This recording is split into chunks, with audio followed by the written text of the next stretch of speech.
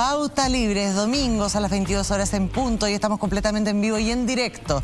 Y como ya escucharon, nuestro invitado que de protocolo tiene poco. Poco, aunque fue vocero de gobierno, exministro del Interior, exministro de Defensa y tantos ex. Ya lo vieron, usted está con nosotros esta noche en Pauta Libre, Francisco Vidal. Bueno, hola muchachos y gracias por la invitación. Muchas gracias por lo de muchachos. Sí, no, claro. Eso, y aprovecho a saludar a la muchacha número 1 de este programa. Alejandra, estoy hablando de perspectiva de género. Ya, me parece bien. ¿Cómo estás, Ale? Muy bien, gracias. ¿Y el alemán, po? El alemán. ¿Nos damos vuelta? No, porque lo vemos ahí. Freddy Stock desde Alemania. ¿Cómo estás, Freddy? Buenas noches. ¿Cómo estás?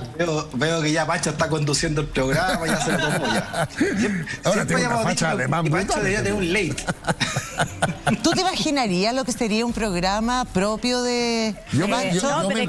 Me entretendría mucho. Pero tendría que ser así como el presidente, a lo presidente, así como 4 o 6 horas, una cosa así. Sí, claro, hablo mucho. ¿Quién sería tu primer invitado? ¿A quién te gustaría entrevistar por sobre todas las cosas? ¿Y qué le preguntaría, lo primero? Lo que pasa es que a mí me pasa con el presidente lo siguiente. Le tengo una confianza enorme. Se demostró el miércoles. Un talento, una fase... Mira, lo que más me gusta es que es un hombre culto. Partamos por ahí. Alguien que lee. Lee algo que yo no leo, él lee poesía. Pero me consta que lee mucha historia, como profe de historia yo. Además tengo entendido que fue ayudante de la Sol Serrano o de la Sofía Correa en la Escuela de Derecho en la asignatura de Historia de Chile. Bueno, pero siempre anda recomendando libros. Pero ya que entramos en materia, ¿qué te parece el discurso de Boric con perspectiva histórica? Porque... Yo creo que hacía mucha falta el discurso del presidente porque le da a las fuerzas transformadoras un horizonte estratégico. Y para decirlo en castellano, sociedad justa y más libre. Eso era fundamental. Hoy día se ha demostrado en la encuesta Cadem, que salió hace un par de horas, el presidente subió 8 puntos, quedó en 44 de aprobación y 47 de desaprobación.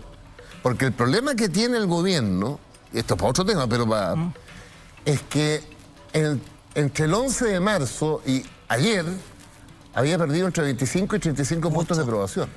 Ahora, el problema que tiene la política chilena es estar analizando la política según la encuesta del domingo de la CADEM, me parece a mí. Porque las encuestas tienen muchos problemas metodológicos. ¿Por qué no se habla, por qué no se hace análisis político sin tener que sacar el comodín de la encuesta como si fuera un dato preciso, objetivo de la realidad, que no es? No es ni radiografía. Pero Alejandra, mira, lo que sucede es cuando 5, 6, 7 encuestas te dan la misma dirección. Claro, 5, 7... Por lo menos a mí que yo me declaro de gobierno, gobernista, no me son indiferentes. Sí. Y creo que al presidente y al gobierno no le deben ser indiferentes. No le son. Te quiero decir lo siguiente, además, yo de estadístico 0, pero me tocó durante casi 4 años, 2 años y medio con el presidente Lagos y 1 año y medio con la presidenta Bachelet como ministro secretario general de gobierno, es el que tiene el presupuesto para las encuestas. Y en consecuencia yo hacía encuestas cada 5 minutos y aprendí mucho. Aprendí mucho de las distorsiones eventuales. Pero se han equivocado bastante, sobre todo en las últimas elecciones. Y tampoco las encuestas son... tienen dueños las encuestas también. Sí, claro, y tienen intereses. Y tienen intereses, claro. Entonces, oye, hay una tema es que... Eso es que le quería preguntar a Freddy, que no solamente quería hacer el punto Kraus. de que ustedes, bueno, en el tiempo que te tocó gobernar, la encuesta CEP se hacía, ¿qué? ¿Cada 3 meses? Y era como la encuesta y... 2 veces al año. Ya, 2 veces al año. 6 meses. Y ahora tenemos esta encuestopatía de tener la encuesta semanal. Y hay encuestas cada 3 días. Es como nosotros con el People Meter. Ya, pero déjame preguntarle a Freddy. Déjame preguntarle a Freddy que quiere hablar hace rato. Freddy. No, lo que pasa es que entre todas las desregulación que hay en este país, donde todo se dejó a la selva, ¿no? Bajo el concepto de una falsa libertad, las encuestas están en una selva. No sabemos la metodología que emplean, no se autorregulan entre ellas de la mejor manera, como lo hacen en otras democracias. No sabemos cómo se financian, la claridad de que hay financiamiento detrás. De repente sale una encuesta para levantar un candidato, porque las encuestas producen un efecto que se llama el efecto bola de nieve. Son termómetros que producen fiebre. Entonces, una encuesta que está semana a semana siendo bombeada por medios afines a los dueños de esa encuesta, te va creando una realidad que finalmente logra instalar. Entonces, dentro de la regulación que se necesita, o al menos la autorregulación, sería bueno que estas empresas encuestadoras, que están agrupadas en una entidad, pero no están todas, y no tienen una mirada ética más fuerte sobre el trabajo de aquellas, levantaran sus propias metodologías y levantarán también sus propias auditorías, y los medios serios publicarán solamente aquellas encuestas donde funcionan precisamente esa auditoría, como ocurre en otras democracias, ¿no? Para que no tengamos que estar todos hablando esa parte. Es una vergüenza metodológica para gente que sabe de la materia, ¿no? Pero a mí me gustaría entrar en materia, Freddy, Ale, Pancho, porque los invito a hablar precisamente de esto. ¿A ti te gustó este recuento, pero más que recuento, anuncio en esta cuenta pública? Y quiero entrar en materia específica porque hay temas... Sí, contiénete, porque hay temas que han provocado mucha polémica, y en este minuto es portada de MOL, por ejemplo, el tema de la tenencia de armas, de tolerancia cero con el porte de armas. Sí. ¿Qué te parece a ti? Creo, perdona, que estáis poniendo los bueyes delante de la carreta, porque primero me gustaría saber tu análisis sobre el discurso, más allá de... Y después vamos desmenuzando. Lo vi en detalle porque estaba en un canal donde tenía que comentarlo. Largo. No le puedo creer. Largo. Yo lo hubiera achicado un poquito más. 2 horas y algo fue. Pero creo que en la primera parte, que es la que a mí más me conmovió, que es el sentido de la política y del poder de las fuerzas transformadoras. El relato, además, que se hace cargo de la historia. Los países se construyen escalón tras escalón. De repente nos sacamos la cresta, la dictadura. Pero se reconstruye.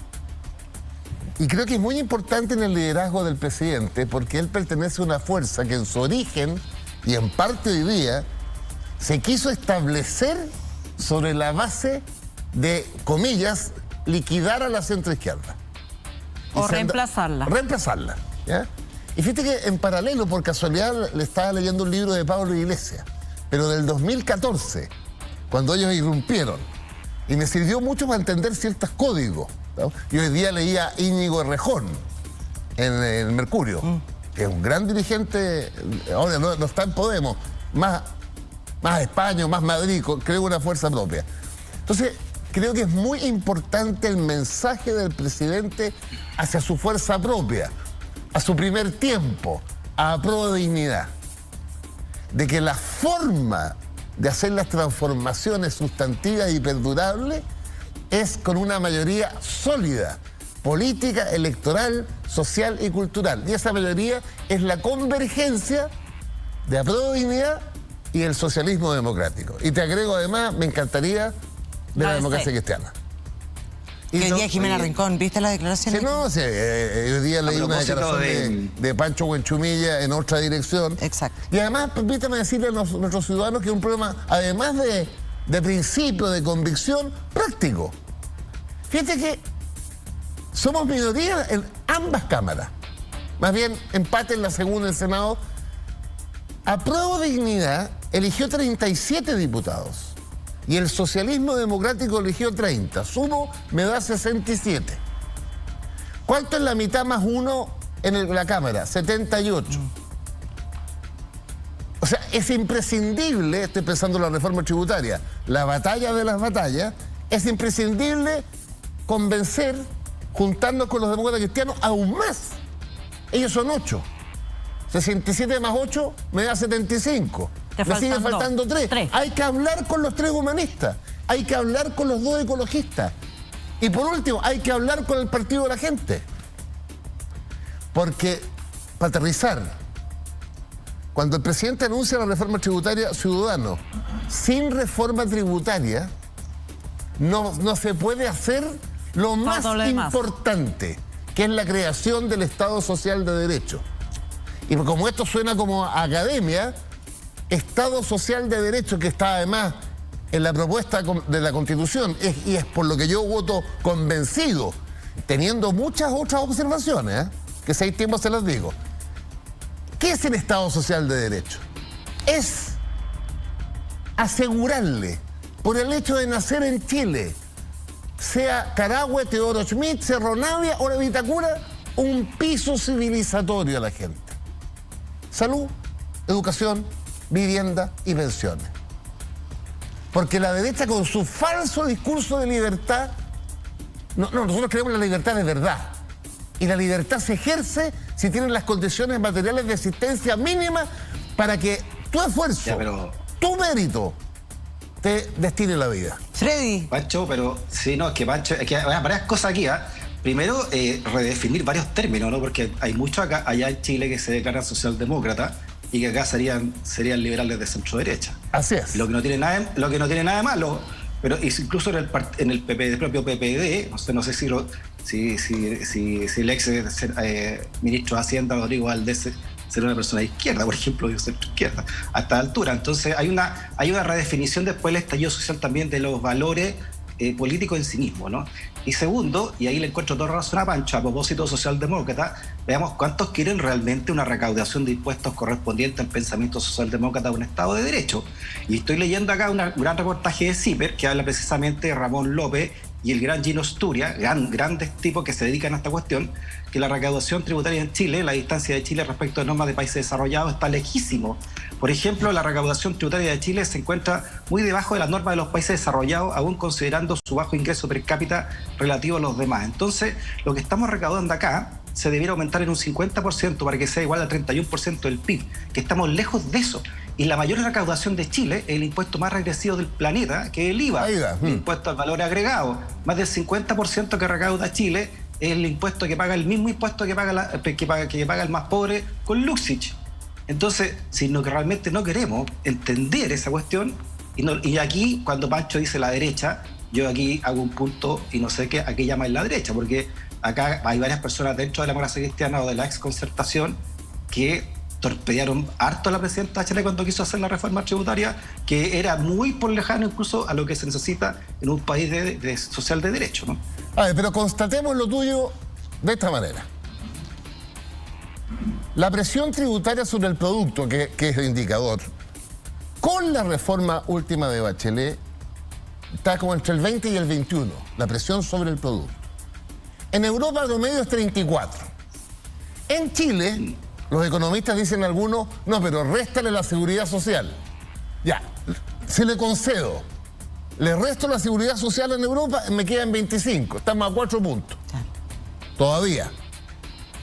Segundo, las diferencias al interior de la estructura tributaria. Esto se lo aprendí a Nicolás Aguirre, que yo le pregunto mucho. Fíjate que en Chile, el aporte del impuesto a la renta, el directo a los ingresos, es el 1,5% del producto. En Europa, el aporte del impuesto a la renta es 8,5%. Esa es la diferencia en el impuesto a la renta. El resultado de ese proceso nos lleva, ojo ciudadanos, a ser uno de los países, y esto cuando yo también era gobierno, no es que es de ahora. Esto nos lleva a que tengamos una de las concentraciones más grandes del mundo. Depende del indicador, el 1% más rico captura entre el 23 pisos y el 27% del ingreso nacional. En Europa es el 12%, ese 1%. Claro, y eso impide el crecimiento de un país, esa concentración de poder, según estos economistas, impide el crecimiento de un país. Francisco, no solamente, podríamos decir que esta concentración de producto del ingreso no es solamente un tema económico, es el resultado de un sistema de concentración de poder. Sí, claro. A diferencia de otras democracias más saludables que la chilena, no está todos los huevos en la misma canasta. Ese 1% europeo no está necesariamente, además, en el Congreso, no es necesariamente, además, dueño de los servicios públicos, porque los servicios públicos los provee el Estado. En Chile, todo el poder recae en las mismas manos. Por donde uno entra por el sistema AFP, entra por el agua, entra por la minería, por donde uno entre, por el supermercado, está todas estas familias concentrando todo el poder, y eso les da un enorme poder político, que es el poder que ha impedido, digámoslo, transformar la Constitución y establecer un capitalismo sensato. Porque digamos que todas estas medidas no conducen al socialismo, yo creo que el objetivo de este gobierno que yo comparto, y también de la concertación en parte, que yo fui 8 años ahí de La Moneda, yo no miro para el techo, asumo las virtudes que tuvimos y también los errores que cometimos. Pero un dato, vuelvo a Pablo Iglesias, que me llamó mucho la atención, escúchenme. Pablo Iglesias le reclama el 2014 al gobierno de la época y a la clase política de la época que es impresentable que España tenga un Gini de 0,34. Nuestro Gini hoy día, en el mejor de los casos, llegó en los últimos 25 años a 0,46, 47. Estamos hablando del índice de desigualdad. Claro, donde 0 es plena igualdad y 1 es plena desigualdad. Ese es el indicador mundial. Sí. Además, te agrego que ese Gini que tenemos en Chile, que fluctúa desde 0,56 con Pinochet a 0,47, 44, ahí 0,46, 47, tiene un problema, que se hace sobre la base de la encuesta CACEN. Y resulta que la encuesta CACEN, que es una gran encuesta, el ABC1 subdeclara. El ABC1 no puede nunca llegar los encuestadores, digámoslo. Nadie les abre la puerta. Nadie les abre la puerta. La contestan las nada. Para el dato. Sí. Entonces, lo que tenemos, ciudadanos, y aquí asumo la historia, la concertación y la nueva mayoría, 24 años de los últimos 32, logró un objetivo que para las fuerzas progresistas es fundamental. Fundamental, esencial. La derecha y Pinochet dejó, ciudadano que me está escuchando, al 68% de los chilenos bajo la línea de la pobreza el 11 de marzo de 1990. Los datos decían 38,8, pero si quiero medirlo como se mide hoy día, eso era 68%. Los 24 años de concertación más nueva mayoría redujeron eso, antes de la pandemia, a un 8%. ¿Tú sabes que eso es inédito en América Latina? Esa es la gran presentación. Y es el gran problema. Y el gran problema, porque esa masa de una desigualdad enorme. Por eso, pero déjame terminar. Porque lo sacaste de la... El 60% que sale de la pobreza, ¿para dónde se fue? A una clase media muy vulnerable. Segundo dato... O sea, salió de la línea de pobreza, pero está ahí, en el barrio. Y siempre quedaba ahí. La privatización de la empresa. Entonces, lo que sucede es que... ese es el mérito. Ahora, para eso hubo un segundo elemento. El crecimiento de la economía chilena promedio anual entre el 90 y el 2015 tuvo cerca del 5%, 4,8%.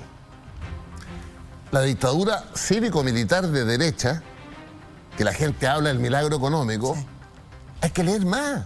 El crecimiento promedio anual de la dictadura cívico-militar de derecha fue 2,9 promedio anual. Sí, ya lo sabemos. ¿Ya? ¿Cuál es el gran problema del físico de Freddy? El gran problema es que no atacamos con la misma fuerza la desigualdad. No ese es el problema, Francisco. El problema es que no redistribuiste el poder. Bueno, y obviamente que si las personas que están en el poder son las que tienen estos intereses económicos, por supuesto que van a favorecer sus intereses. Obvio. Entonces no es una cuestión de que ustedes, la concertación, no le dimos. No nos den nada. Denle poder a la gente. Denle poder a la gente. Y el problema es que lo que yo veo ahora es que están todos en este discurso paternalista, asistencialista. Le vamos a dar esto, le vamos a dar esto. Vamos a llevar agua a la Araucanía. Bueno, ¿y en qué momento le devuelven el poder a la gente para tomar sus propias decisiones? Bueno, el poder de la gente es democracia del voto. Sí, pues. Y nosotros ganamos todas las elecciones, salvo la de Frey del 2009. Con un sistema electoral... Todas las elecciones. Sí, claro. Sistema binominal. Con un sistema binominal, Déjame decirte algo que yo he visto acá que demuestra la concentración pornográfica del poder que hay en Chile. Ya. En Chile hay 365 comunas más o menos, una más, una menos. 345, ¿no? Freddy. Ya, 350 redondeamos. Bueno, y la cuestión es que esas 350, seamos rigurosos. De esas 345, 50 comunas que hay en Chile, el poder económico, social y político se concentra en 3. Así es. 3 comunas. Manejan todo Chile 3 comunas. Súmale la mitad de otras, pero son 3 comunas puntualmente que, curiosamente, son las que votaron por el rechazo. Las 3 del rechazo. Para hacer una nueva constitución. Más Colchane, ¿te acuerdas? Ya, entonces lo grande que hace esta constitución, y lo hablaremos más allá, y por eso creo yo que está tan jodida la élite, y cuando digo élite no hago solamente la atención de la gente de la derecha, es que ese poder se va a repartir a lo largo de Chile. Porque ese es el gran problema, y lo dice ahí también la Alejandra. La concentración de este país ya no aguanta más. Un país que está tan concentrado el dinero en tan poco, es imposible que siga creciendo. Porque ahí hay otra mentira, hay cierto sector que dice aquí lo que es importante es crecer y no cobrar impuestos. Cuando van las dos cosas completamente de la mano, porque si no ahorras plata, ¿cómo va a seguir creciendo el país a los niveles que uno quiere o a los niveles que nos acerquen mucho más a ese grupo OCDE que tanto nos gusta compararnos, ¿no? Pero Freddy, es necesario que... Carola, Alejandra, mira, a propósito de los municipios que yo fui 3 años subdere. Pero te lo iba a decir, digamos, ¿qué sabe el número? Sí, exacto. Ustedes deben saber, ciudadanos y ciudadanas. Yo digo ciudadanos claro, que nos preocupamos mucho del quién es ministro del Interior. Nunca miramos al subdere. El poder está en gran parte en el subdere. Bueno, yo estuve 3 años con el presidente Lago, que me colocó ahí está el poder. Para decirle a Freddy, si tú pescas las 345 comunas de Chile y no le metes un fondo solidario, 200 no existirían.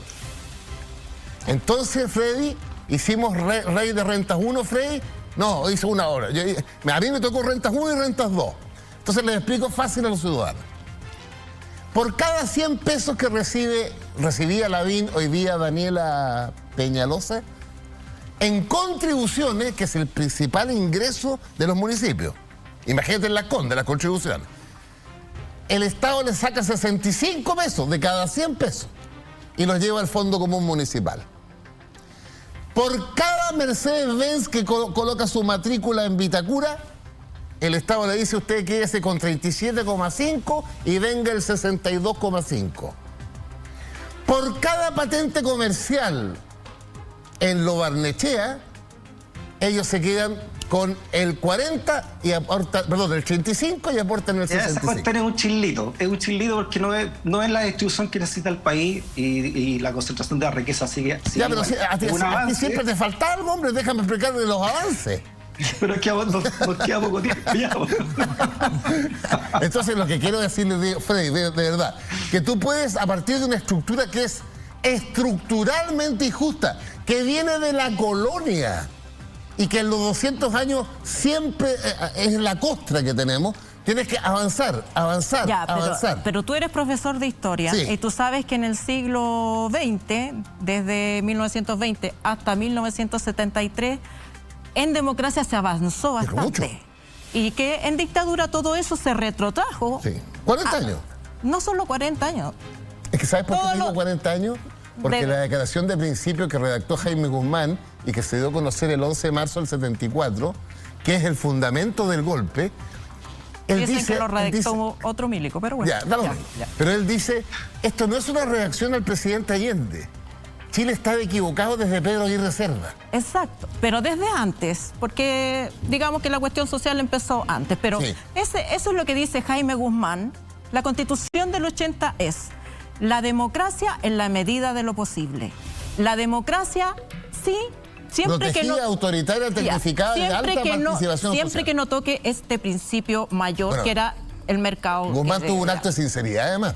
Guzmán lo decía explícitamente. Yo he leído mucho a Jaime Guzmán. Yo me lo he leído todo. Sí, ya, bueno, usted se lo ha leído todo. Yo no tengo tanto tiempo, pero he leído bastante. He leído bastante a Jaime Guzmán. Y es lo que dice. Él, como decía, él hace un contrapunto. Allende decía revolución con empanada y vino tinto, y él decía democracia Protegida, autoritaria, tecnificada no democracia total. Social. ¿Cuál es el principio de la democracia? Un hombre, una mujer, un voto. Y eso fue lo que tergiversa la Constitución del 80 y por eso estamos como estamos. Y por eso en el estallido la gente entendió sensatamente que lo que había que cambiar era la Constitución, pero yo veo que, por ejemplo, en el discurso del presidente, que pone estos hitos moderados, porque si uno mira a la izquierda de su coalición es moderado, la reacción de la derecha es tirarle la cadena. No, la derecha no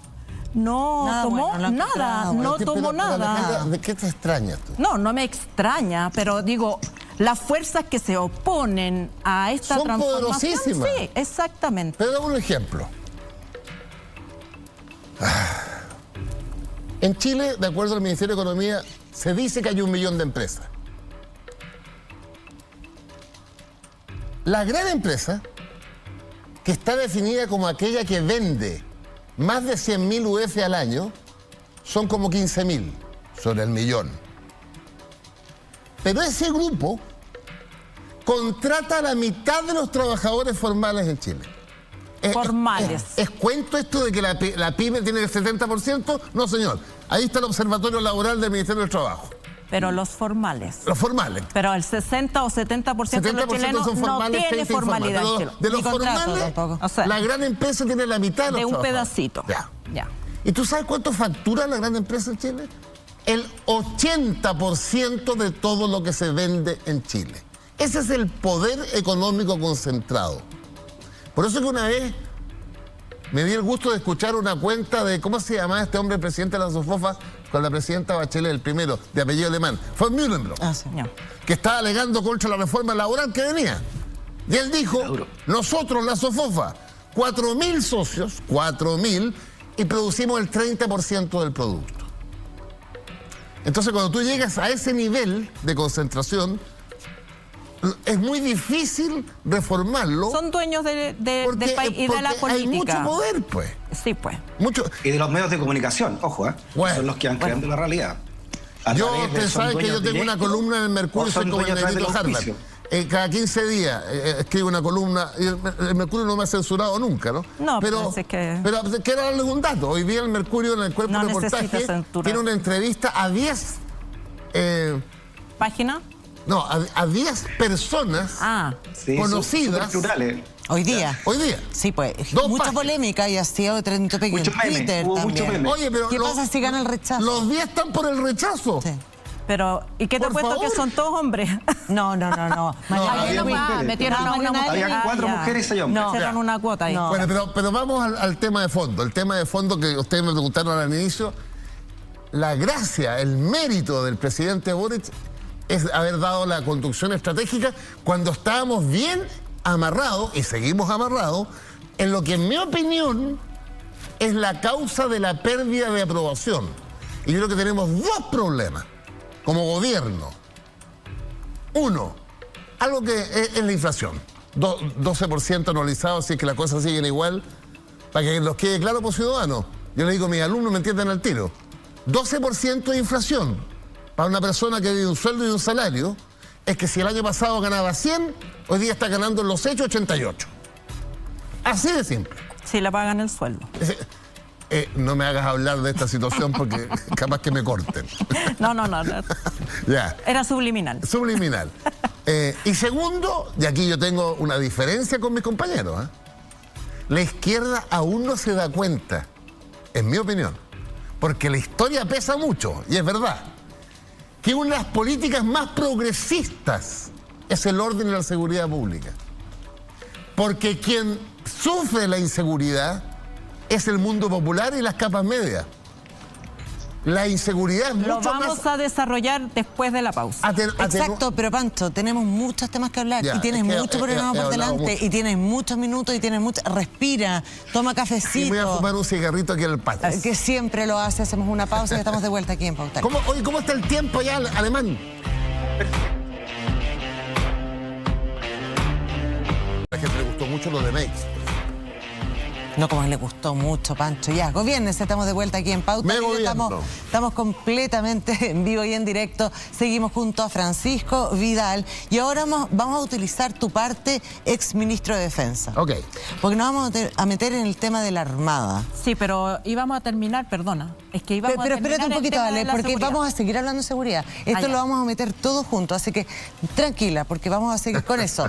El 31 de mayo, la PDI llegó a la base naval de Talcahuano a detener a dos funcionarios, cabo primero Ricardo Seguel, teniente segundo Luis Videla, a detenerlos. Les costó mucho detenerlos, durante 23 horas. O sea, digamos, no es que les costó, hubo un desacato de la oficialidad. Tengo entendido que la Marina quería entregárselo directo al fiscal. No me cuente nada, porque tenemos entendidas muchas cosas. Vamos a ver una nota y volvemos a conversar. Hizo algo que ningún cristiano puede hacer. No puede hacer. El 31 de mayo del 2022, agentes de la PDI arribaron a la base naval de Talcahuano para detener a dos funcionarios de la Armada de Chile por el asesinato del joven comunero mapuche Jordan Yempi Machacán. El 3 de noviembre del 2021, durante el estado de excepción en la macrozona sur, el joven mapuche de 23 años falleció tras recibir un impacto de bala mientras estaba en su casa en la comuna de Cañete, región del Biobío. La Fiscalía solicitó esta semana una orden de detención para el teniente segundo Luis Videla y para el cabo primero Ricardo Seguel, ambos de la Armada, como imputados en calidad de autores del homicidio de Yempi. La PDI asegura que demoraron 23 horas desde emitida la orden de captura en detener a los funcionarios debido a que la Armada no quiso entregarlos, alegando que era la Policía Naval quien debía hacerse cargo del procedimiento porque la Fuerza de Orden Civil no tenía competencia al interior de la base. Las versiones oficiales apuntan al almirante Jorge Parga como el responsable de la demora en la entrega de los imputados, además de haber estado a cargo del operativo en que falleció el joven Yempi. Parga, el mismo cuya remoción pidió el propio presidente Boric a 2 días de nombrado en su puesto como jefe de defensa del estado de excepción para la región del Biobío. Su nombramiento había recibido varias críticas, pero la que más resaltó fue el comunicado del colectivo Justicia para Manuel Rebolledo, joven que el 21 de octubre del 2019 falleció tras ser atropellado en un terreno baldío por un vehículo de la Armada. En la misiva, el colectivo escribió respecto a Parga: no tuvo reparos en emitir comunicado público en el que manifestó su apoyo a Leonardo Medina, asesino de nuestro hijo Manuel Rebolledo. Esto, pocos días antes del juicio oral en el que Medina fue condenado a una pena de solo 540 días de firma mensual. Esto refiriéndose a una conversación que tuvo con Radio Biobío en que afirmó que la Armada va a defender a sus funcionarios porque tenemos la convicción que él es absolutamente inocente. Parga se refería al infante de Marina Leonardo Medina, quien fue condenado a finales de noviembre del 2021 como autor de cuasi delito de homicidio. Tras la carta del colectivo, el presidente Gabriel Boric echó pie atrás en el nombramiento del almirante Jorge Parga. Hace solo 3 años, las muertes de Manuel Rebolledo, Alex Núñez, Romario Veloz y Cristian Valdebenito, entre otros, en el marco del estallido social, nos obligaron a una tarea muy dura, de que en nuestro país hay ocasiones en que protestar se termina pagando con la vida. Y eso no lo podemos seguir permitiendo. Verdad, justicia, memoria, reparación y no repetición son nuestros compromisos como gobierno.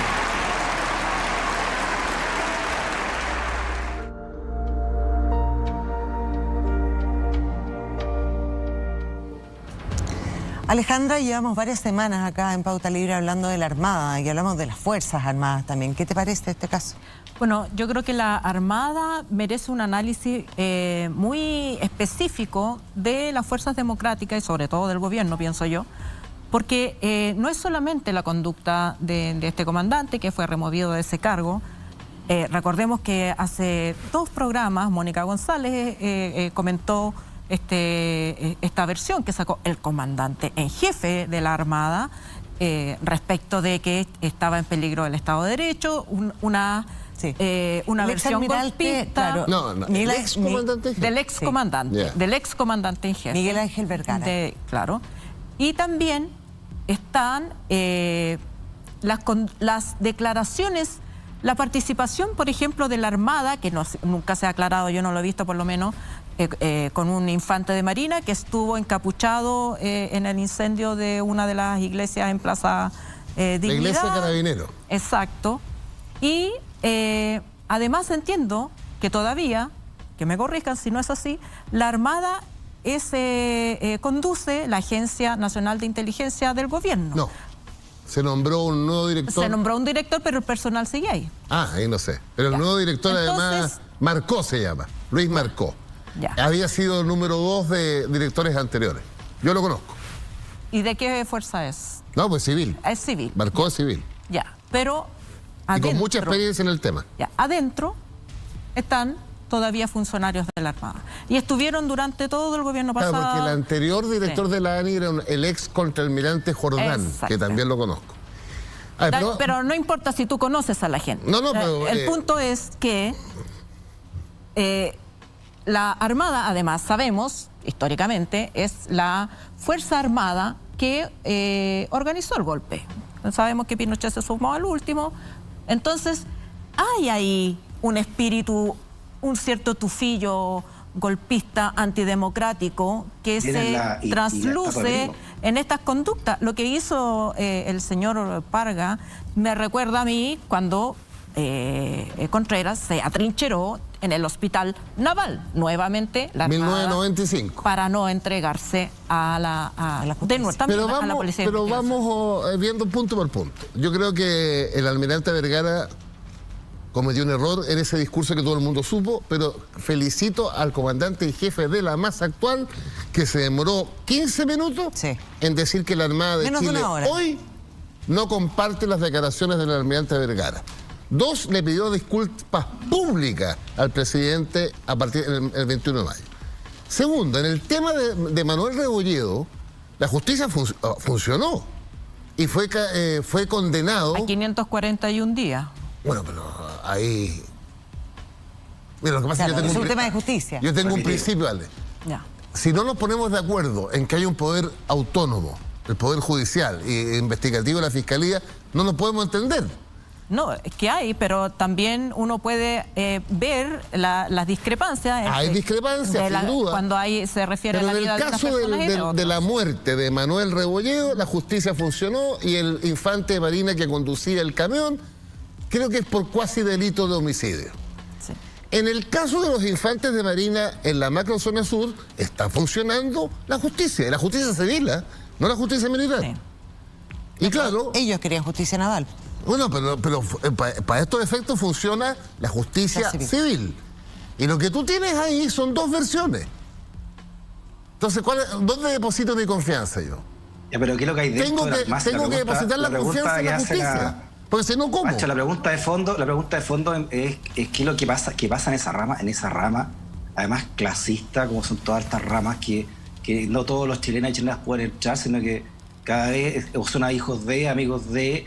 Esto y además si sigue la estatua de Merino ahí puesta en una de las dependencias también de la Armada. ¿Qué se ha hecho? Y el argumento es que está dentro de un recinto militar. Sí, no, pero ¿qué argumento es ese? Porque es un golpista. Bueno, pero a ver, es que yo necesitaría como 1 hora y media para ir al fondo de este tema, porque creo... pero se puede hacer fácilmente en 3 minutos. ¿Cuál es el fondo del tema? El fondo del tema es que tú tienes... Los 17 años de la dictadura marcaron a fuego a las Fuerzas Armadas y Carabineros, desde el punto de vista ideológico incluso. Y todo lo que ha hecho la democracia desde el 90 hasta hoy día es ir transformando eso en lo que debe ser las Fuerzas Armadas en una república. Y lo voy a decir muy fácil. Profesionales, jerarquizadas, obedientes, no deliberantes y dependientes del poder civil. Lo digo de otra manera. En democracia, la civilidad, los ciudadanos, le entregan a las Fuerzas Armadas ni más ni menos que el monopolio de las armas. Si todo eso se sabe. Y en la historia de Chile, las armas han definido muchas veces el destino del país, desde el IRCAI en 1830. con una condición. Con una condición. El uso de esas armas lo determina no el poder militar, sino que el poder democráticamente electo. Ya. Esa es la clave. Pero cuando no se necesitan usar las armas, usas el dinero. Y bueno, hemos visto que nuestras Fuerzas Armadas más o menos que se han mandado bien solitas porque los recursos los han tomado como cosa propia. Y también consideran como cosa propia los cuarteles, los recintos. Estamos hablando de esto, de que la estatua de Merino está dentro de un recinto de la Armada, como si fuera un territorio que sin Estado, claro, ahí no entra el gobierno de Chile, no entra el Estado. Cuando yo no me niego, perdón, cuando yo me niego a entregar, se demoraron 23 horas, cuando yo me niego a entregar a 2 personas requeridas por la justicia en un recinto armado. Perdón, pero eso no es... ¿En qué época estamos viviendo? ¿De qué estamos hablando? Déjame mirado desde la historia. Mira, a mí no me gustó en lo personal esa tramitación. Creo que le hace mal a la Armada el que haya querido, en lo que yo leí, no he hablado con nadie, pasar a disposición del fiscal a los 2 infantes de marina vía policía marítima, que no corresponde. Pero estamos hablando de 23 horas, ¿no es cierto? Sí, pero eso lo informó la PDI, es oficial. ¿Ustedes saben cuánto se demoró en que metiéramos preso a Manuel Contreras? Sí. 6 meses. 6 meses. ¿Se acuerdan que Manuel Contreras, con su suéter celeste, dijo aquí no entran? En el Fundo Fresia. ¿Se acuerdan cuando se metió al regimiento de infantería número 12 Sangra? ¿Se acuerdan cuando decía Freddy recordaba cuando venía en el helicóptero a Santiago, se enfermó y terminó no sé cuánto tiempo? Pero tú dices, Pancho, que hemos evolucionado. ¿Qué es lo que quiero decir? Que la historia es muy importante, entonces de lo que se trata es ir avanzando, avanzando, avanzando. Yo se los decía, quiero decirles a ustedes, a todo, en mi año de ministro de Defensa, a las academias de guerra, a las escuelas militares y a las escuelas de suboficiales, nunca más en Chile un ejército que para la mitad de la población es un ejército de ocupación y para la otra mitad es un ejército de liberación. Nunca más. Y la única forma que nunca más es que las Fuerzas Armadas sean el patrimonio de todos los chilenos. Ahora, eso hay que construirlo, dado lo que significaron la dictadura. Mitad y mitad también es una... No, es una aproximación. Sí, pero también es lo que pasa un poco con el estado de excepción. Cuando los navales y cuando los militares están en estado de excepción, por ejemplo, ahora en la macrozona sur, es que me haya abierto un tema. Entonces, cuando uno dice cuidado con los estados de excepción y que tienen que ser de excepción, es porque tú estás colocando en coordinación con la fuerza pública tradicional, Carabineros y la PDI, a una dotación que no está para dirigir el tránsito. Entonces, vamos a ese punto que es el punto de la seguridad. Es muy importante acotarlo bien. Yo soy partidario del estado de excepción. Esta cosa de acotado no me lo entiendo nunca. Porque cuando son estados de excepción. Sí, pero la excepción, entiendo yo, que no se refiere a que es algo excepcional, sino que excepción, porque en esa no rige claro, los derechos democráticos. Esa es la excepción.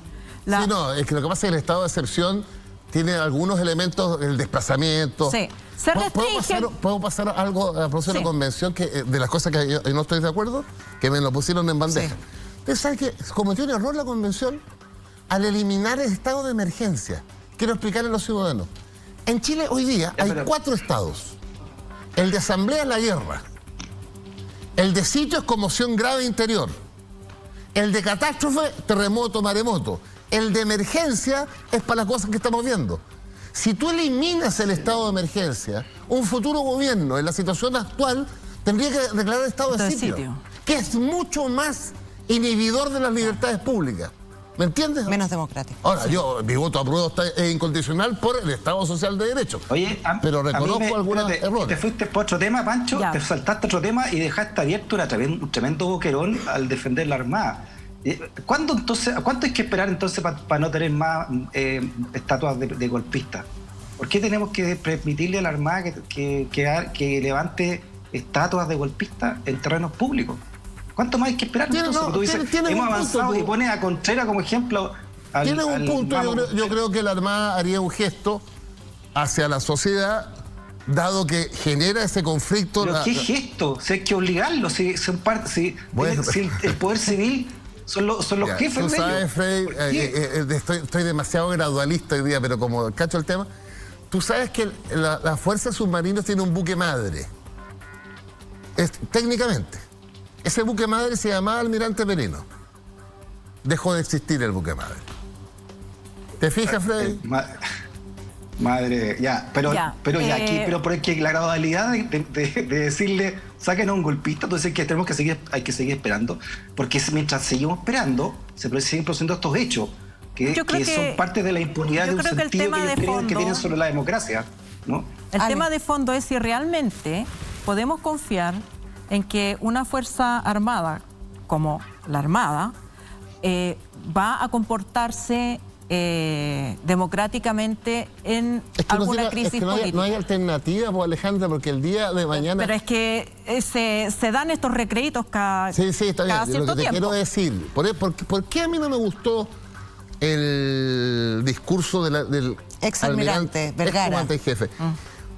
Porque era como volver a la Guerra Fría. Amenazas. El enemigo a mí no interno. me gustó, tú no me retís, pero como por la vida mía tuve la oportunidad de conocer al almirante Vergara. Lo nombró el presidente Lagos comandante en jefe. Era la cuarta antigüedad de los 5, eligió el cuarto el presidente Lagos, porque esa era la atribución en ese minuto. Pero cuando yo lo escuchaba... Y cuando yo lo escuchaba y hablaba del enemigo interno, me retrotrajo a la Guerra Fría, a la doctrina de seguridad nacional.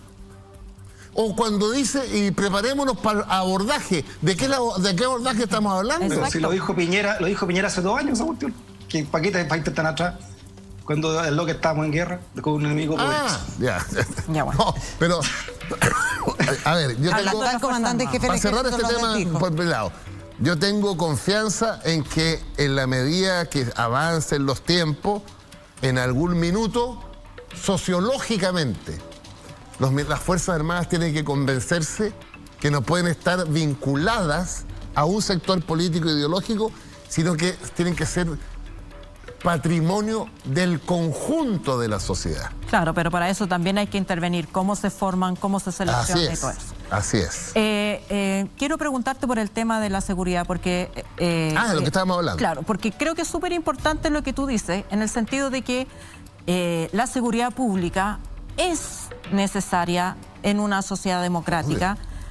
Y profundamente progresista. Y lo dice el premio Nobel Amartya Sen, creador del Gini, que también es un factor de libertad. Yo no soy libre o no puedo ejercer mi libertad si salgo a la calle con miedo. Con miedo, obvio.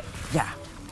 Pero el tema es que no es la enfermedad y el diagnóstico, es el remedio. Porque cuando tú, bien dices, generas estados excepcionales aquí, o la intervención que lleva no sé cuánto tiempo años en la legua emergencia, más de 10. Más de 10. Más de 10. No se termina nunca. Entonces, en esos sectores tú estás diciendo, bueno, aquí no funciona el Estado de Derecho. Aquí no hay derecho a presunción de inocencia, a un juicio justo. Como la justicia no funciona, no es capaz de desbaratar a organizaciones criminales, bueno, entonces nos metemos todos en un cerco con militares y policías. En Estados Unidos acaba de entrar un chiquillo de 17 años, mató a 19 niños y ya... Eso no son las armas. Está la escoba, todo, pero ahí no se dictó estado de emergencia. Imagínate que pasara eso aquí. Pucha, estado sitio. Porque no confiamos, no hay una policía capaz de investigar lo que pasa, hay una policía capaz de investigar cómo, dónde obtuvo las armas, de llevar a la justicia a quien corresponde y no meter a toda la población. Pero acá hay una crisis de confianza completa, Ale, porque tú dices, no, la gente no confía en las Fuerzas Armadas y en Carabineros por todo lo que ha pasado, por el desfalco, por los abusos de poder, por los comentarios del examinante Vergara y que siguió, pero tampoco confía en la justicia. No, pero es que la justicia, la confianza se gana. Si tú no puedes, si tú no identificas, y yo no he visto que haya sucedido, por lo menos en los últimos 10 años, recientemente sí están anunciando algunos resultados, se desbarató una banda de trata de personas en el norte, bien, pero si tú no eres capaz de desbaratar, de saber esas milicias que están en la región de la Araucanía o del Biobío. ¿Quiénes son? ¿Cuántas armas tienen? ¿Quién los comanda? ¿Cómo se financia? El robo de madera. El robo de madera. ¿A quién se lo vende? Cuando se habla, está el narcotráfico. ¿Dónde están los datos? ¿Por dónde entra el narcotráfico? ¿Quién compra la droga? ¿Cómo se surte? Entonces, ¿qué hace? Ya, encerremos a todos con Milico y Paco. No resuelves el problema. Yo creo que en el orden de los temas, creo que es fundamental que este gobierno y la izquierda en general se convenza. Lo que tú acabas de decir, que la inseguridad de cualquier ciudadano al salir a la calle en una población popular es un derecho violado a ese ciudadano, que normalmente por lo demás pertenece a los mundos popular o a las capas medias. Yo en la calle que vivo, en la esquina no venden marihuana. En el barrio que vivo, en Las Condes, no hay funerales con fuegos artificiales. Además vivo en una comuna que, como el municipio es muy rico, deben tener 60 autos patrulleros. Y cámaras de seguridad. Lo que más pasa por mi casa es un auto patrullero de color rojo. O sea, ese es un privilegio para mí. Pero ¿y el 95% de la población? Pero así debería ser todo. Bueno, entonces, a ver, la calle. Yo creo que la alcaldesa más la carabinero, lo que pasó, lo que está pasando en Meix. Dime si es razonable que los días viernes, en la principal calle de la capital de Chile, se corte el tránsito entre las 5 y las 9 de la noche. No es razonable. Como no es razonable tener parques enrejados, ni la Plaza de la Constitución enrejada, porque son espacios públicos que se financian con los impuestos de todos. Pero tú me puedes decir, ¿no hay una policía capaz de como investigar quiénes son? Porque son grupos pequeños. Obvio. ¿Quiénes son? ¿Qué ha pasado con Meix? ¿Por qué no los pueden detener a esos grupos en vez de hacer la tontera de cerrar y poner cuca, guanaco y todo? Y patrullaje permanente. Yo creo que al gobierno le va a ir bien en la medida que el discurso que yo se lo escuchaba al presidente y a la ministra de Interior de recuperar el espacio público efectivamente se haga y se mantenga. Pero Pancho, lo que pasó en Meix... Además que han... Sí, dale, Freddy. Hay muchas preguntas sin respuesta que este mismo canal, aquí mismo la hemos puesto, ¿no? Que el actuar de Carabineros. O sea, Carabineros hace una investigación interna sin resultado, que por qué los mismos carabineros que estaban ahí hablaban con estas personas que estaban armadas y nunca supimos por qué, porque se decretó que no había resultados nomás, ¿no? En Meix fue una denuncia que hicimos nosotros como canal. Entonces, lo que leí es del general Monraz, ¿qué está ocurriendo de fondo, no? Que dijo que por último, sí, no, pero bueno, que ahí está, ¿no? Tampoco sabemos quién quemó los metros, en fin, tantas cosas más. Como recuerda la Ale, tampoco sabemos qué hacía una persona de Naval ahí en la quema de una iglesia, si lo hizo porque quiso, no sé. Ese dato es importante. Hay muchas cosas que están ahí, que están dando vuelta y que no se saben, ¿no? Y no llegan a puerto. ¿Y quién es la impunidad? Y la impunidad es el peor enemigo de la institucionalidad, cuando las cosas quedan... Tienes razón. Pero a propósito de impunidad, Chile es el único país en América Latina, y si me comparo con España, Grecia y Portugal, porque la España de Franco, el Portugal de Oliveira Salazar y la Grecia de los coroneles, en ninguno de esos tres países europeos estuvo detenido el jefe de la Gestapo de cada uno de esos países. En Chile sí, y murió en la cárcel. Sí, pero en ninguno de esos países están gobernados con una constitución que escribió Hitler. No, y Argentina murió preso Jorge Videla murió preso. Y Pinochet aquí quedó libre, ¿no? Pero bueno, pero Pancho, pregunta simple. ¿Qué se hace con el tema de seguridad? Porque tú dices el tema más importante que dio en la cuenta pública también el presidente Gabriel Boric. Lo que tiene que hacer el gobierno... En Meix, durante todo el mes de mayo, porque el asesinato de nuestra compañera periodista Francisca Sandoval fue el 1 de mayo, van policías durante todo el día, ven esto, ven lo otro, y qué sé yo, y se ha regularizado en alguna medida el barrio Meix. Pero ¿hay la capacidad de hacer en todos los barrios lo mismo? En La Pintana, en el fondo en el Castillo, vaya la gente para otro lado. Son las señales concretas frente a la opinión pública. Por ejemplo, otro día se hizo un allanamiento en el Cerro 18. 70 detenidos, droga y armas. No es que todo el Cerro 18 sea drogadicto, ni mucho menos, están enquistados. Bueno, a ver, uno conversa mucho desde la política, ¿no? Con muchos alcaldes y alcaldesas que son tus compañeros de partido, y lo que además te dicen es el problema de la seguridad en el mundo popular. Por supuesto, lejos. pero si la cantidad de delitos, la mayor cantidad de delitos se cometen en el sector popular. Y te quiero decir lo siguiente a propósito. Eso es así. Que por eso es que es tan difícil la situación de Carabineros. Yo en mi experiencia que recordábamos de la Subdere, tuve el privilegio las anoté, de visitar 246 comunas. Freddy, me faltaron 100. 99 para ser Hasta te faltaron. ¿Ya? Y quiero decirle lo siguiente. Como la gente del alcalde, la alcaldesa, el concejal cachán, que aquí llega el hombre del billete, con las asambleas de vecinos. Ahí está el poder. Siempre la ambulancia, pero te diría que el 99% de ese mundo, mientras más chico, más popular y más rural, más carabineros, más cucas, más motos. Eso pedían. Eso. Y Carabineros y la PDI, cuidado, antes de las crisis, eran las dos instituciones más confiables de Chile. Sí, pues, pero se echaron la plata al bolsillo los jefes y cayeron. Bueno, pero obvio, como cayeron todos. Pero por supuesto, pero Como tenía que caer. ¿Cómo vas a confiar si los recursos, los gastos reservados, que son para hacer inteligencia policial, terminan pagando la piscina y la casa en Lo Barnechea?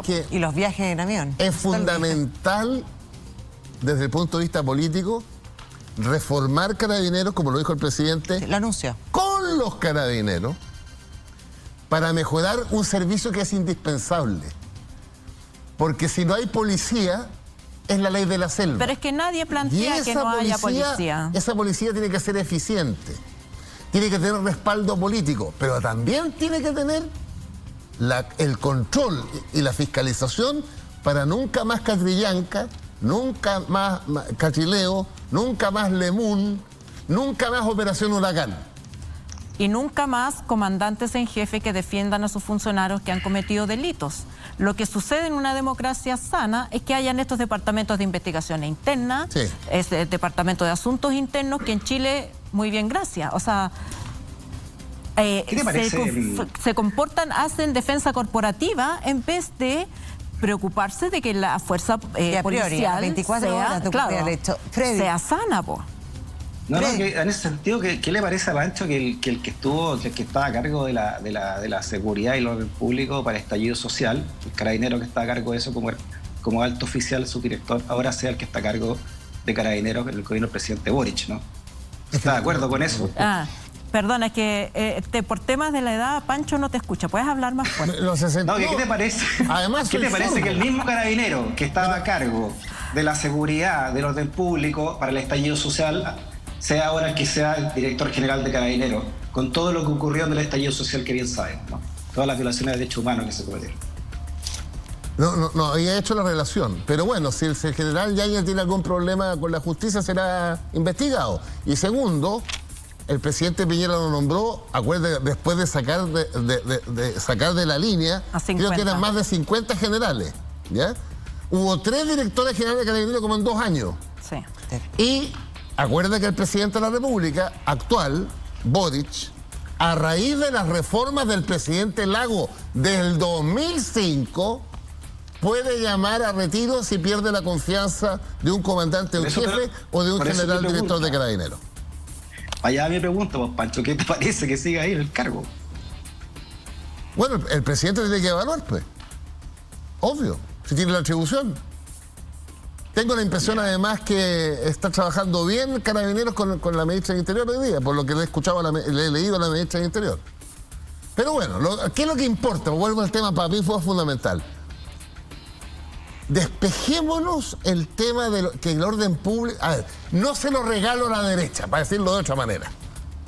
No le regalo el orden público a que sea una bandera de la derecha. Porque es completamente inconsistente que la derecha tenga una bandera que es progresista. Así como no le regalo a la derecha el crecimiento económico. Porque sin crecimiento económico no puede haber mayor igualdad. ¿Qué tal? Oye, a propósito de la constituyente... ¿Qué crecimiento? Depende de cómo definir los términos. Pero ¿es cierto o no es cierto que, bueno, su presidente Lagos, así le dice usted, mi presidente Lagos, dijo, mi constitución... Es mi constitución. Sí. Espérese, ¿es verdad que tiene su firma, obvio, Francisco pues. Vidal, en la constitución? La constitución de Lagos, o sea, ¿es culpa y Vidal. tuya? O sea, ¿y por qué no lo nombró el presidente Lagos? Momentito, ya. Lo que logramos en el 2005 es lo que, para la izquierda es clave lo que voy a decir el concepto, lo que la correlación de fuerzas permitía. Porque la derecha, el 2005, tenía una mayoría espuria en el Senado, que eran los senadores designados. Aún más, esa pega la hizo José Miguel Insulza, y como él se fue a la OEA en mayo del 2005, no pudo firmar. Este ciudadano lo reemplazó en los últimos 2 o 3 meses. ¿A quién yo tenía al frente de la negociación? Al senador Chadwick y al senador Espina. Entonces, pero esta constitución es la de Lagos o la de Pinochet. ¿Cómo la ve usted? En lo esencial sigue siendo la de Pinochet porque Jaime Guzmán estableció 5 candados. La democracia a 5. La democracia ha logrado abrir 3, pero te quedan 2 fundamentales. Los quórum, que hacen imposible la reforma con la Constitución, con esta Constitución, y si fuera poco, el Tribunal Constitucional. Y para que la gente me entienda, la presidenta Bachelet mandó una reforma laboral, ciudadano, aprobada por mayoría en el Congreso, que decía lo siguiente, a propósito de la red estos momentos. La titularidad sindical la tiene solo el sindicato. Aprobada por mayoría en el Congreso, en las 2 cámaras. ¿Qué creen que hizo la derecha? La llevó al Tribunal Constitucional y la declaró inconstitucional. La mayoría del Congreso determinó que el CERNAC tenía que tener dientes y muelas. ¿Qué dijo la derecha? Lo llevó al Tribunal Constitucional y le sacaron los dientes y las muelas. Entonces, mientras haya este Tribunal Constitucional con esas atribuciones y los quórum, sigue siendo la de Pinochet. Pero el presidente Lagos logró desmontar el candado de los senadores designados, desmontar la tutela militar a través de 2 caminos. Uno, el presidente de la República no podía pedir la renuncia a un comandante en jefe. Alejandra, ¿te acuerdas cuando el general Stange fue a La Moneda? El presidente Freire pidió la renuncia. Y antes de abandonar La Moneda se fue al lugar donde estaban los periodistas y dijo, repito, yo no renuncio, en la casa del presidente de la República. Eso lo eliminó el presidente Lagos. Y además eliminó un poder, Freddy Stock. Hasta el 2005, el Consejo de Seguridad Nacional, los comandantes en jefe podían citar al presidente de la República. Citarlo. Bastaba la firma de 2 de ellos. Y el presidente, si quería sacar a un comandante en jefe, tenía que consultarle al Consejo de Seguridad Nacional, donde estaba sentado el acusado, el que el presidente quería sacar. Por favor, si eso no es un avance. Ahora, claro, nos demoramos 15 años. Peñilillo y Bachelet se demoró 25 años en desmontar el sistema binominal. 25 años. Vamos a hablar con Pancho de Constitución. Sí, yo sé que se cansó. Y lo tenemos que despedir. Sí, pues. Además justo me cansé. Ya, justo a tiempo. O sea, dura exactamente, son las... 1 hora y cuarto dura. No dura más. Le queremos agradecer la visita de esta noche. Que no, eso fue... No. Que dura 1 hora y cuarto, porque ya son las 11:13 minutos de la noche. Pancho Vidal, muchas gracias por habernos acompañado. Te invitaremos de nuevo. Invítenme. Sí, pues hablar de Constitución, que nos quedó todo lo de la firma, que traiga la firma también. Sí, muchas gracias por estar acá. Muy bien, y ya lo anunció nuestro invitado a la siguiente invitada, porque hablamos con la expresidenta de la Convención Constituyente, Elisa Loncón, aquí en Pauta Libre.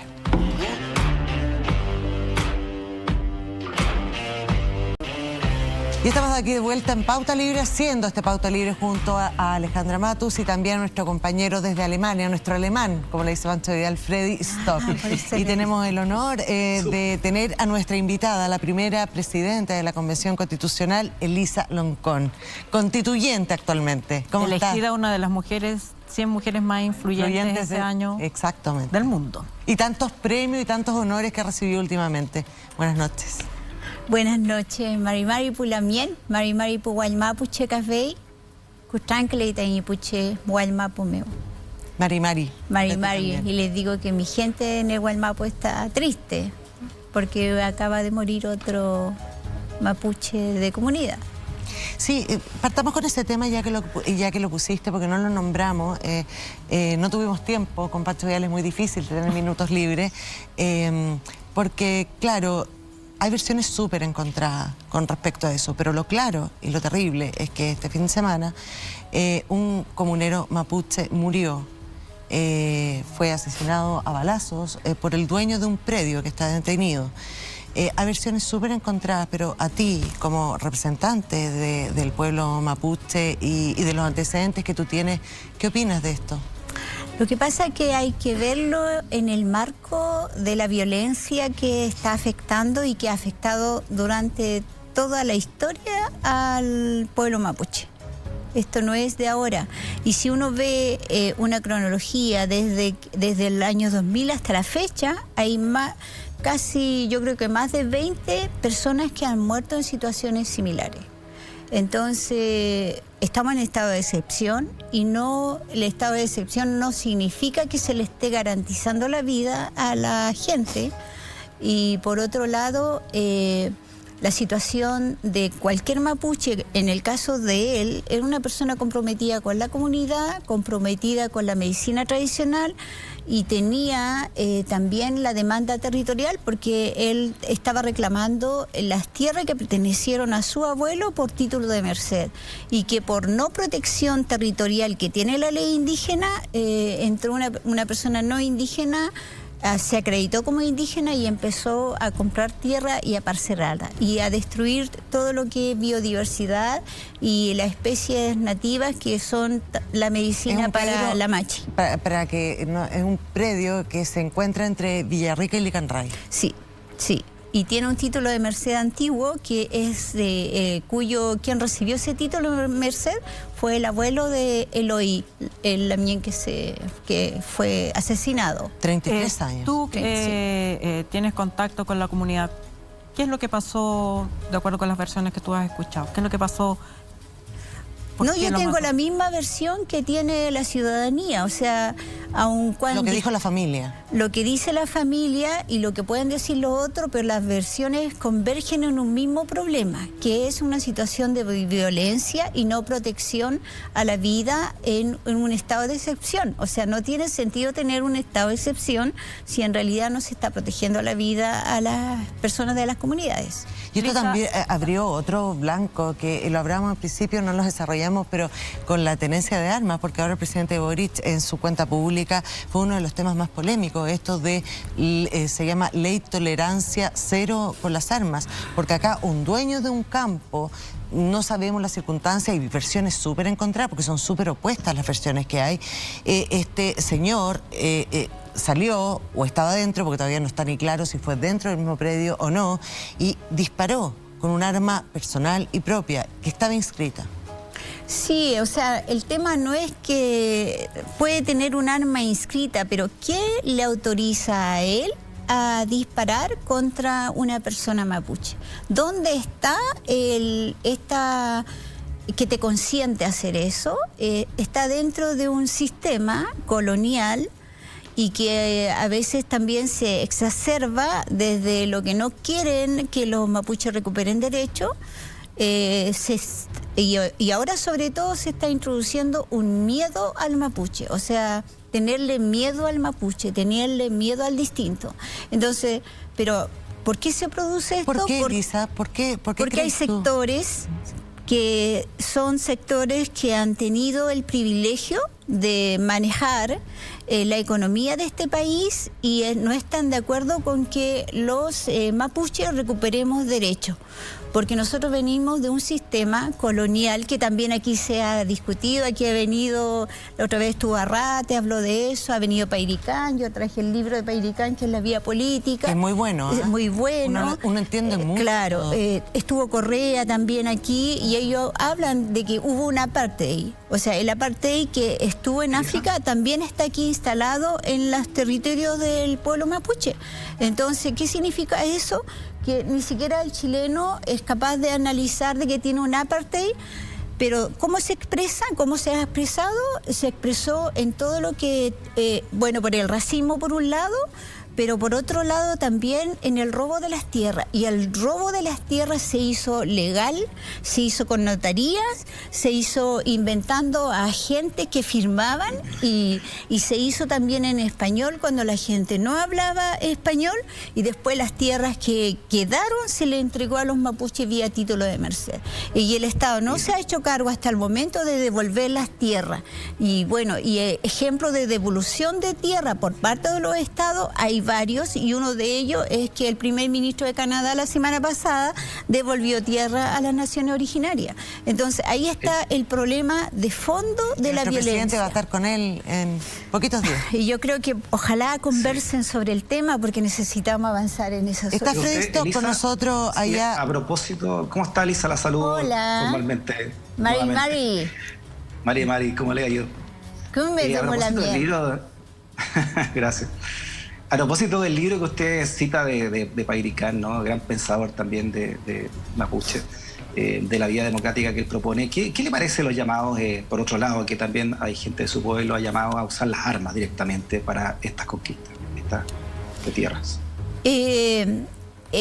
Bueno, hay que analizarlo en el contexto histórico. Nosotros venimos, si tomamos una línea de tiempo a lo largo de la historia, han habido diversas posiciones desde las organizaciones mapuche, y posiciones muy dialógicas. De hecho, si nos empezamos a hablar desde la dictadura hasta la fecha, todo lo que hizo el ASMAPU, después el Consejo de todas las Tierras, la identidad territorial lafkenche, todas tuvieron una vía dialógica. Pero ¿qué ocurrió después? Es que hay gente que ya está cansado porque hubo promesas de resolver el problema y nunca se resolvió. Entonces hay sectores, grupos que han tomado otra vía, producto de este cansancio y de este agotamiento, donde se pierde la confianza en el Estado. O sea, el Estado tiene que cambiar su relación colonial con los pueblos indígenas para resolver el problema. Y nosotros... ¿Usted justifica entonces, de acuerdo a este resumen histórico que usted está haciendo, usted justifica entonces que hay grupos? Yo no estoy justificando, estoy dando el marco histórico donde ocurre las distintas posiciones. Nosotros, por supuesto, estamos por la vía que aquí escribe Pairicán, la vía política mapuche, y que es avanzar en el reconocimiento de la plurinacionalidad y los derechos colectivos, la interculturalidad, y esa es la posición que tenemos. Pero dentro del pueblo mapuche hay otras posiciones. Elisa, este gobierno llegó con la promesa de iniciar un diálogo. Hubo una visita frustrada de la ministra del Interior, que iba acompañada del padre de Camilo Catrillanca, y se impuso, aparentemente por la presión social, política, se impuso la idea de aplicar esta fórmula antigua, ya archiprobada, de el estado de excepción o del control militar en la zona. ¿Cómo se siente usted frente a esa medida? ¿Y qué caminos podría tener el gobierno que parece, digamos, atrapado entre estos reclamos de mayor policías, mayores militares, mayor cantidad de militares, y por otro lado la convocatoria de la CAM a la resistencia armada? Bueno, hay vías políticas y hay vías también jurídicas. El tratado a nivel de los de la legislación internacional, el artículo 27 de la Comisión de Derechos Humanos, Interamericana de Derechos Humanos, dice que en un caso de estado de excepción no se pueden vulnerar los demás derechos de las personas que están involucradas en ese espacio. Pero ¿qué ha ocurrido acá? Y además que los estados de excepción tienen que tener un objetivo muy claro: no vulnerar los derechos de las personas, en este caso de las comunidades, y por otro lado tienen que ser acotados en el tiempo. Y acá el Estado se está abusando del estado de excepción porque viene del mandato anterior y se impone nuevamente y se están vulnerando los derechos de las personas. O sea, aquí está fallando nuevamente el Estado y como les digo, hay legislación internacional que amparan por una cuestión de justicia, en este caso a las comunidades. Y ahora en el borrador de la nueva Constitución no está este estado de excepción. Está el estado de excepción considerando la norma internacional, está. Y hay que considerar la norma internacional, este artículo que yo te digo, que no se tiene que vulnerar ninguno de los derechos de las personas, que tiene que tener objetivo y que tiene que tener también un tiempo acotado. Sí. Vamos a seguir hablando. Sí, es que nos vamos a meter de lleno también preguntando de cosas de la Constitución, porque esta semana hemos tenido muchas noticias. Sabemos que tú, Elisa, fuiste parte de la comisión de preámbulo, ahora estás haciendo territorio, viene toda la parte de comunicación, tenemos muchas preguntas, nos separamos. Segundo, ya estamos de vuelta aquí en Pauta Libre.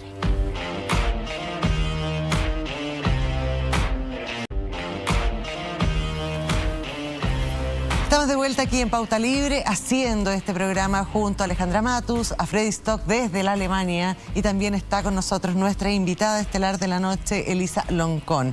Ale, dejaste pendiente una pregunta. Sí, lo que quería saber es ¿cómo te imaginas tú o qué consejos le podrías dar a las nuevas autoridades respecto de cómo implementar el diálogo? Porque se habla mucho del diálogo, de la necesidad del diálogo, pero aparentemente no se ve que en alguna parte estén conversando.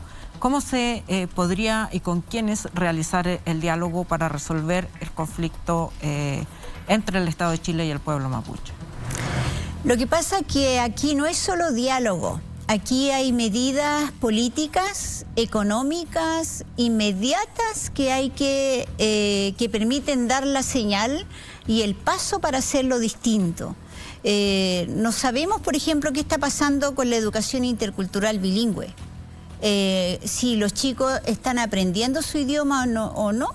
El gobierno tendría que dar una señal respecto a la escuela, a los educadores tradicionales, pero en temas de tierra, inmediatamente la solución es iniciar el proceso para ver el catastro de las tierras. Hay antecedentes de cuántas tierras se necesita, pero la gente necesita hablar de esos temas que son parte de la solución. Y por otro lado, creo que... ¿Eso no se está haciendo? No se ha dado a conocer.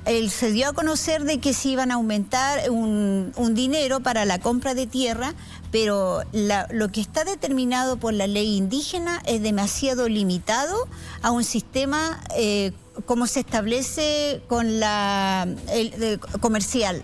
Entonces, si se coloca un monto más alto para comprar tierra, a quienes se le compra la tierra cobran más caro. Claro. Cobran más caro y la solución al final quedan las mismas. Sí, quedan iguales las personas. Entonces, Elisa, a mí me gustaría preguntarle con respecto también lo que dice la Ale, cuál es la solución de estas conversaciones que se tienen que dar, pero en el trabajo que hicieron ustedes en la convención, ¿cómo cambia el escenario para los pueblos originarios, para el pueblo mapuche, que es el suyo?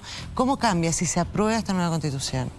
Bueno, yo hoy día estuve en Lo Prado en una ceremonia mapuche que nos invitaron a los convencionales y en esa ceremonia dimos a conocer el borrador de la nueva Constitución y en un protocolo muy, muy espiritual, donde no solo le hablamos a la gente, sino a los espíritus de los antepasados que ahí nos acompañaban.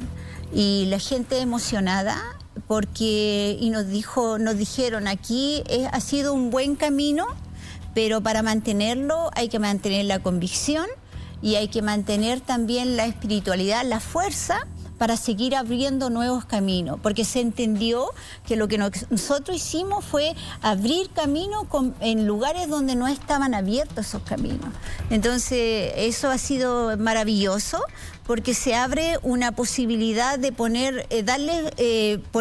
hacer justicia y abrir una nueva relación con la sociedad chilena, donde uno se pueda ver en el otro en igualdad de condiciones, sin privilegio, porque la derecha ha tratado, una parte de la derecha ha tratado de decir de que garantizar derechos es privilegio. Sí. Sin embargo, esto es ponernos en igualdad frente a la ley.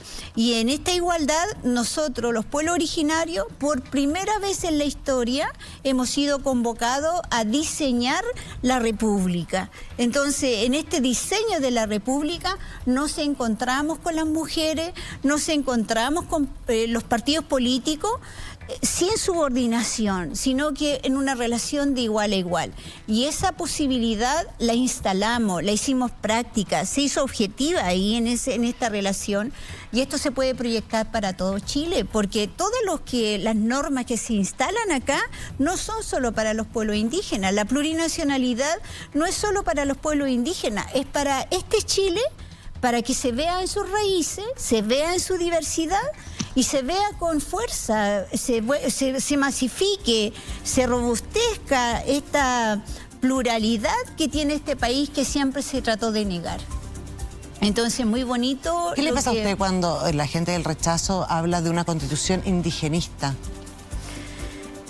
Yo creo que es una gran mentira, porque ellos lo hacen en función lo hacen para rechazar.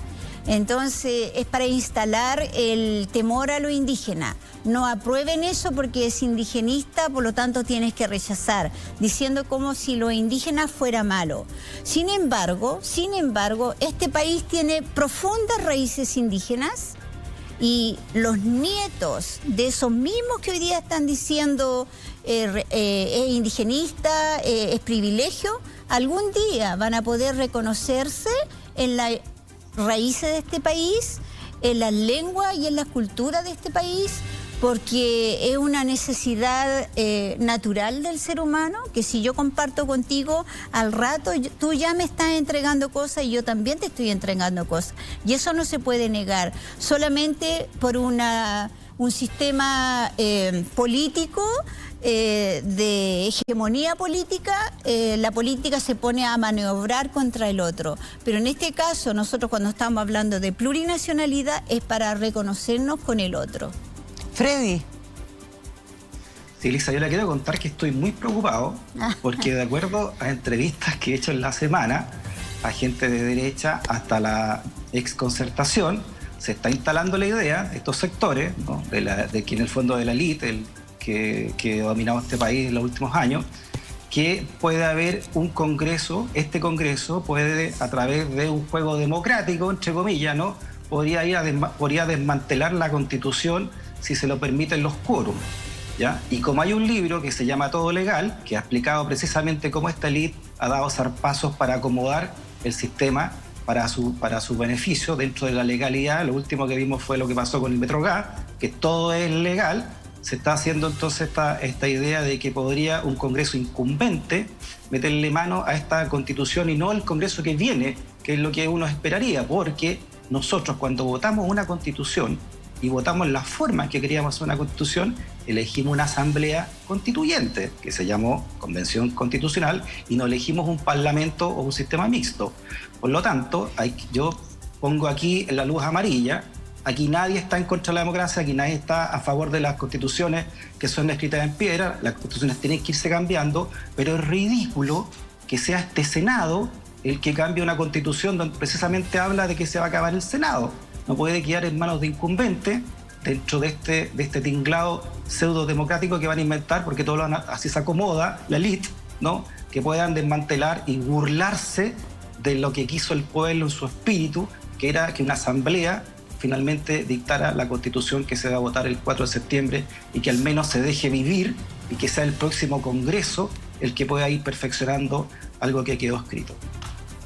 Sí, tal vez señalar tres cosas al respecto. Lo primero es que nadie se puede olvidar de que lo que ocurrió en Chile, el estallido social, se debió a la profunda crisis de representatividad del Parlamento, de los partidos políticos, del sistema constituido. Hay una crisis profunda y una desconfianza. Por esa razón es que ocurrió el estallido social. Porque el Parlamento y los partidos políticos no respondieron a la ciudadanía ni a los derechos de los pueblos, sino que buscaron su propio beneficio endógeno. Ese es un punto. El segundo punto es que quienes están mandatados para escribir la nueva Constitución, para hacer los cambios, fuimos nosotros. Democráticamente, constitucionalmente, nosotros nos dieron una función.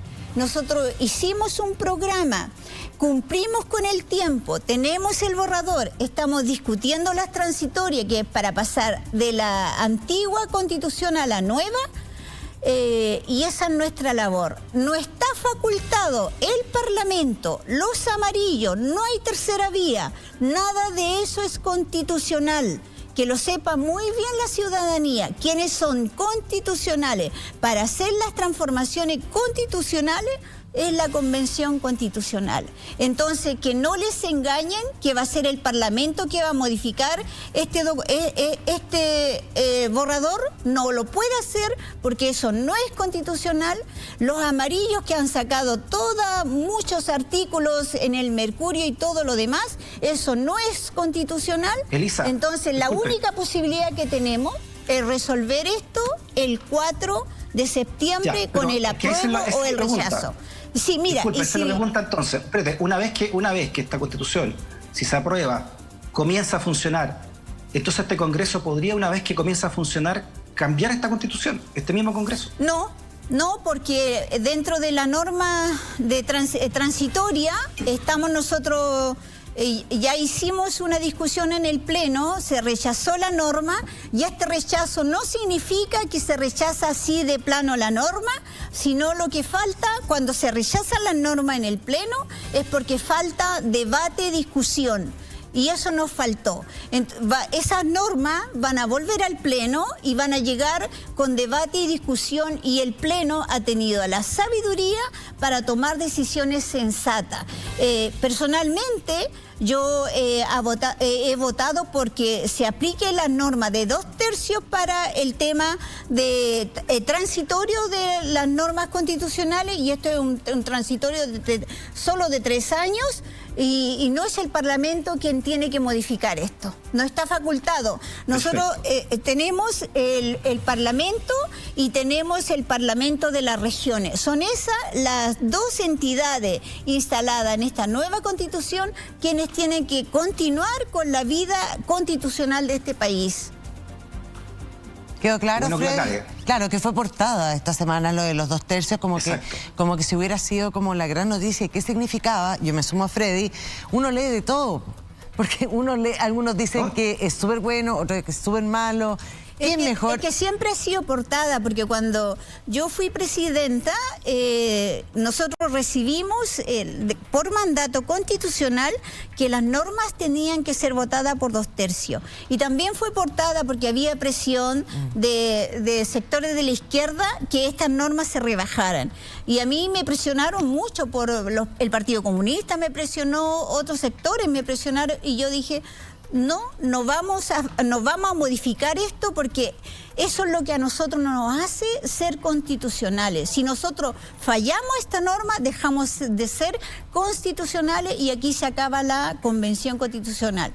Y por otro lado, un ejemplo concreto que pasó durante el gobierno de la Unidad Popular, Allende fue constitucionalista. Quienes rompieron la Constitución fue la dictadura militar. Entonces...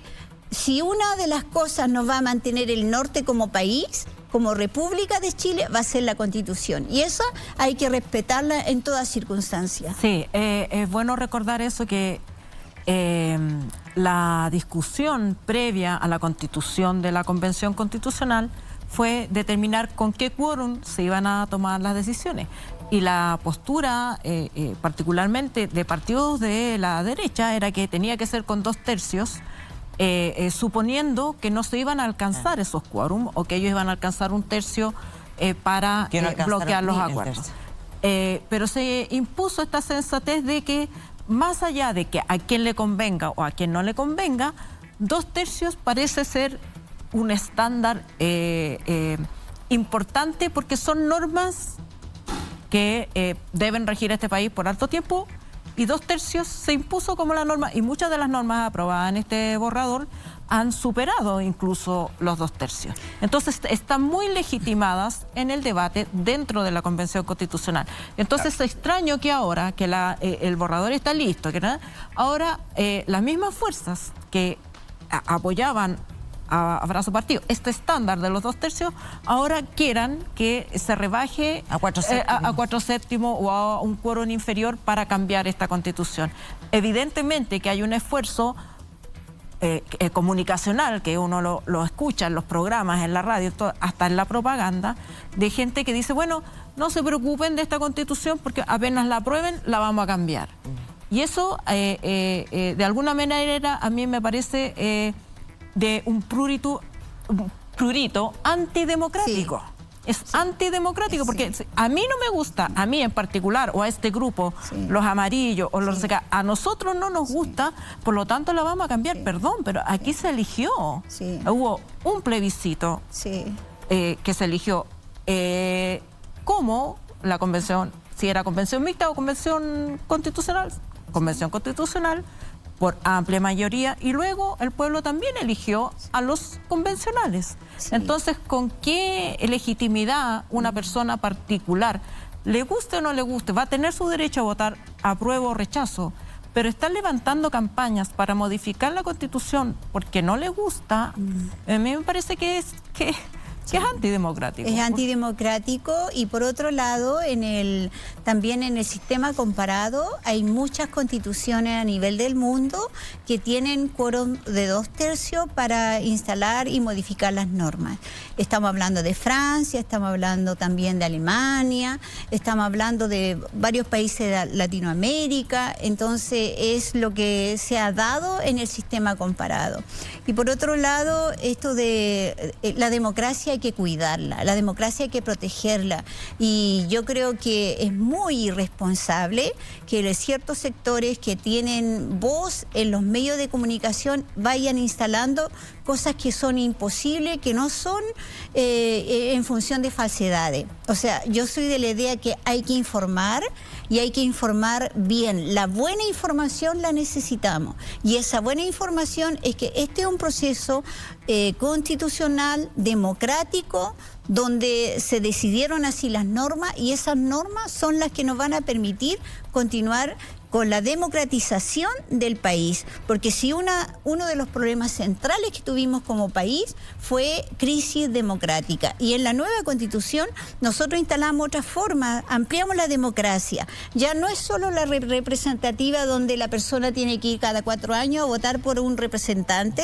sino está la democracia directa, está la democracia comunitaria, y además de esto es una democracia paritaria.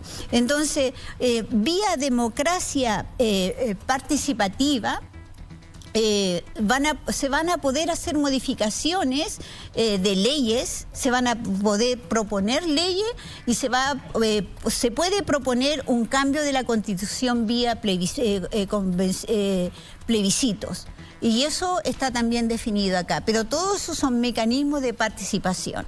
Entonces, es por eso que nosotros no tenemos, y la ciudadanía tiene que saber que no tenemos más alternativa que aprobamos esta Constitución o se rechaza esta Constitución, y si se rechaza, volvemos a la Constitución de Pinochet. Pero no hay tampoco segunda vuelta, no hay tercera vía, porque nada de eso es constitucional. O sea, el 4 de septiembre, apruebo o rechazo. Le queremos agradecer, Elisa Loncón, primera presidenta de la Convención Constituyente. cansada, me imagino, harto trabajo y ahora queda toda la parte de comunicación. Así que muchas gracias por estar Gracias a ustedes por también facilitar este medio para llegar a la ciudadanía, y hay que trabajar intensamente con la buena información. Invitar a todos los servicios públicos que informen, porque esa información le va a fortalecer el proceso democrático. Las universidades, los municipios, los gobiernos regionales, la buena información es la que va a fortalecer este proceso. Votar informado. Eso. Muchas gracias, Elisa. Muchas gracias. Cayal. Freddy, también te mandamos un tremendo abrazo acá, compañero. Abrazo. Ni siquiera te preguntamos cómo estabas, así que... Ale. Todo bien. Chao, chao. Hasta la próxima semana. Hasta la próxima semana. En Pauta Libre.